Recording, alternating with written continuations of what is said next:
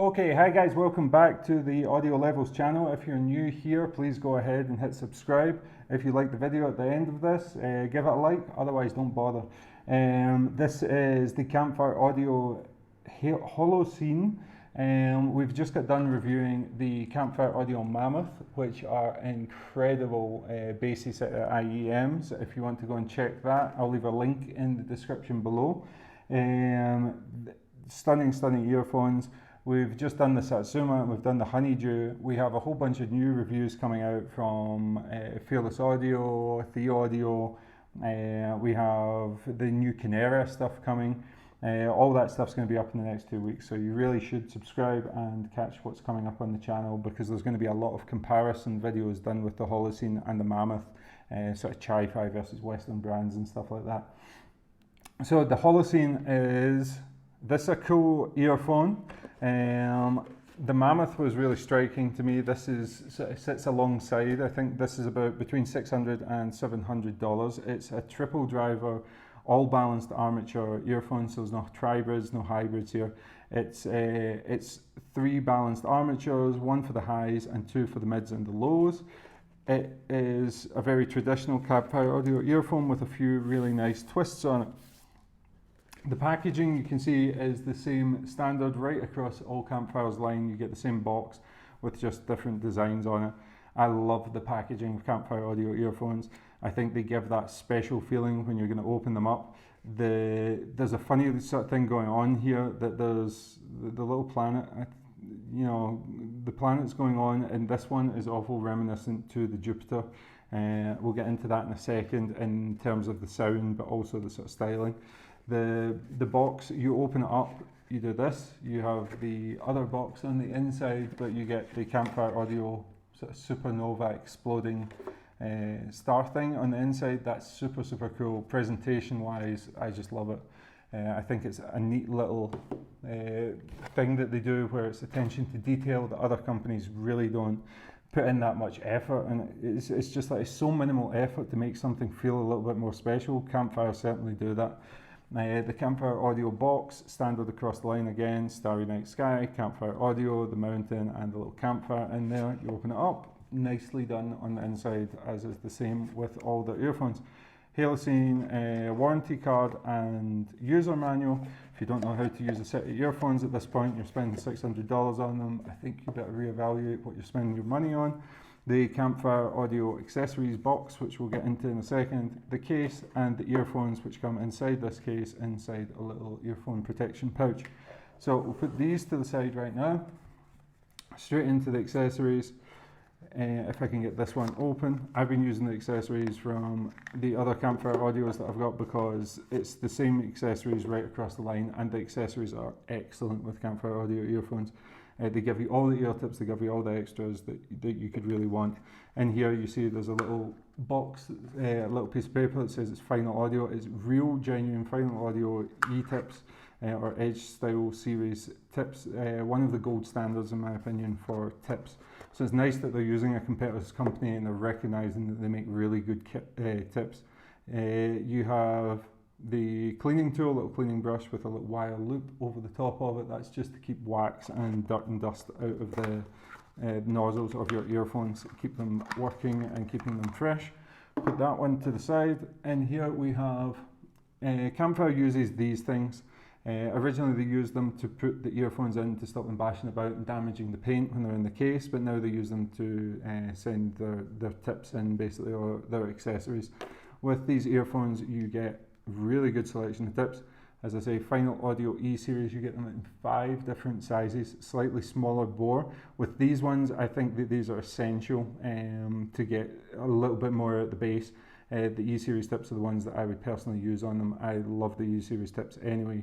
They give a really good tight seal, and with these ones they actually enhance the sound somewhat. You get the Campfire Audio pin badge, and again, little things that don't cost a lot of money but just make it overall feel like a nicer buying experience. So the pin badge, put that to the side.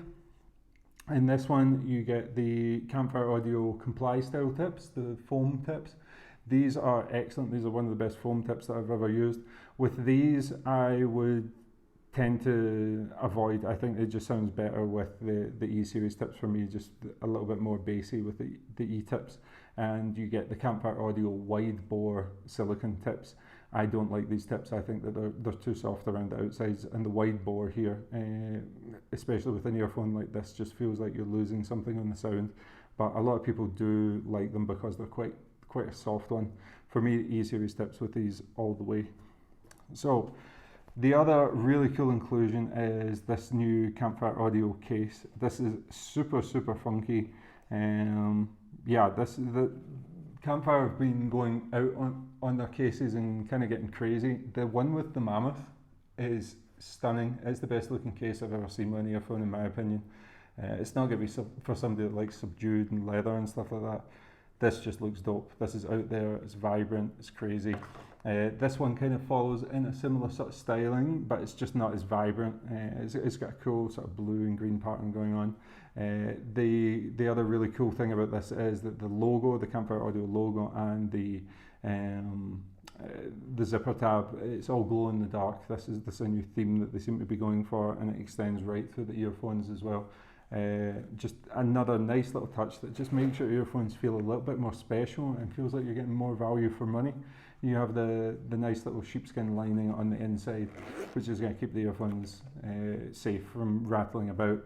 In terms of what you can get in here, you can easily get 2 cables, some tips, and the earphones themselves. That's no problem at all. So a good size carry case and a very welcome inclusion. Let's take a look at the cable first, and then we'll get into the earphones. The cable is so much improved on previous generations. It's still got a little bit of this memory retention on this one. I've not been using this one as much because I've been using the cable from the Polaris with these. Not the Polaris, the Mammoth with these. After a few days, this loosens off and it doesn't have a tendency to rat nest as bad as previous Campfire Audio cables have done. You can see it winds up a lot easier. It's a lot more resistant to tangles. I can just open it back up and it flows a lot nicer. It is very lightweight. It's just a simple quad twist. So there's 4 strands there, twisted, and then after the splitter going into each channel, you have 2 twists. A dual twist, so 2 strands after the splitter. The cool thing going on here is that you get the 3.5mm jack. It's actually glow in the dark as well. My only complaint about this is it's really time that they start offering balanced adapters or a separate cable with a balanced cable on it. I don't know if they're available with balanced, if you can choose that as an option. But at this time, most people that are spending this much money on earphones have a dedicated source or DAP that they're going to want to use a 2.5mm or 4.4mm balanced connector. I would have liked to have seen a 2.5 on this with a 3.5 jack adapter, including the box, would have been a nice touch. Anyway, decent strain relief on it. It goes into the splitter point. The splitter point's really nice, and it has a cable cinch that pops out and then sits back into this little recess. If I can do it, it's a little bit of a tight fit. So there's a cable cinch on it. You have the ear guides on the top, absolutely fine, pretty standard.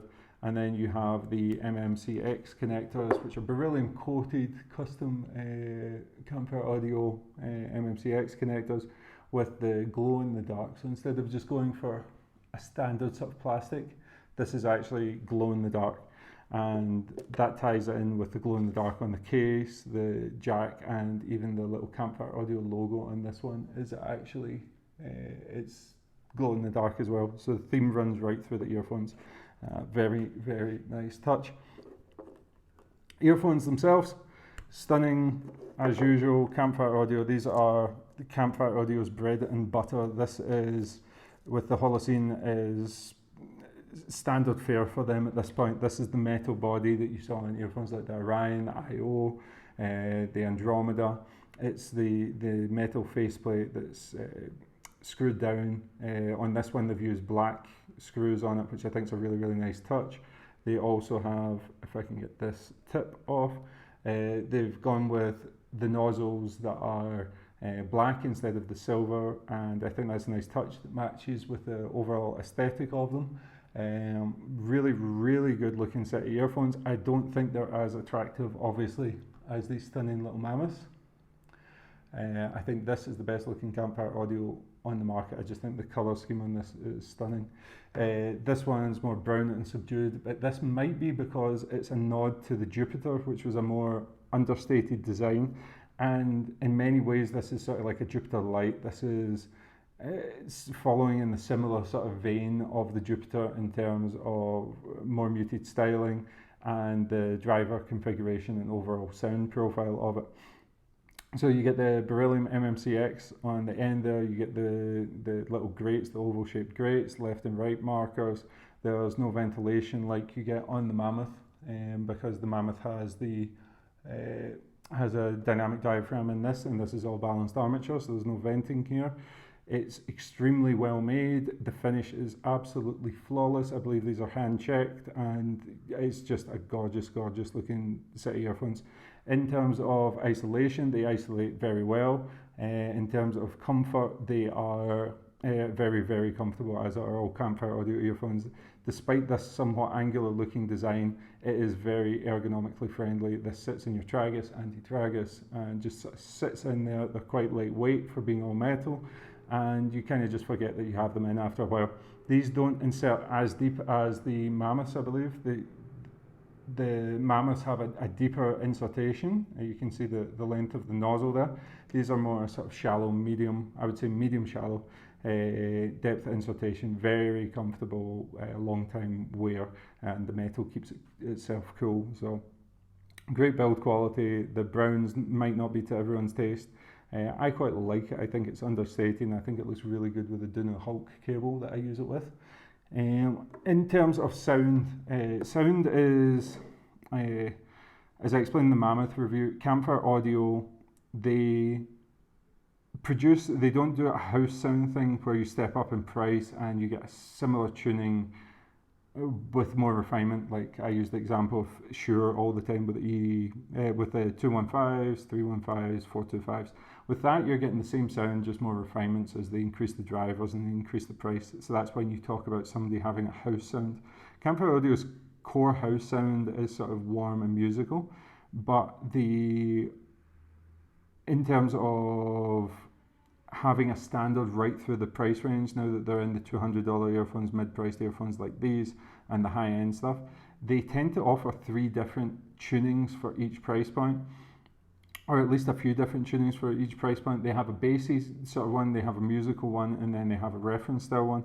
It's been a while since they've been doing a reference style one. The last real reference style one was the Jupiter, and I really, really liked the Jupiter for what it was. Although I think in this price point, you're coming up against a lot of very good reference level earphones, and for me, as an overall package, this stays competitive because it's a very nice overall package and design.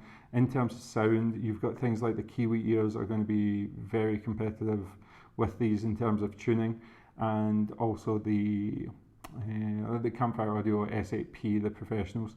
That gives you 8 drivers, similar sort of price, and a very, very linear reference style tuning. These have exactly that. They are reference, I would say reference grade, linear style tuning, balanced, flat. They have excellent detail retrieval, they have excellent spacing, they have excellent imaging properties, but they lack that impact in the bass that you would get for something like, for example, some of these tribrids that are out just now that are just stunning, like the The Audio Oracle. That's going to be a much more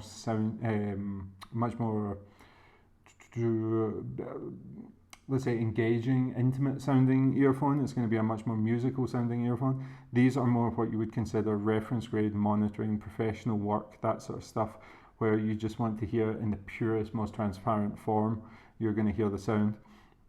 So in that sort of regard, they're not going to do as well for bass heavy genres. So EDM, rap, hip hop, that sort of stuff.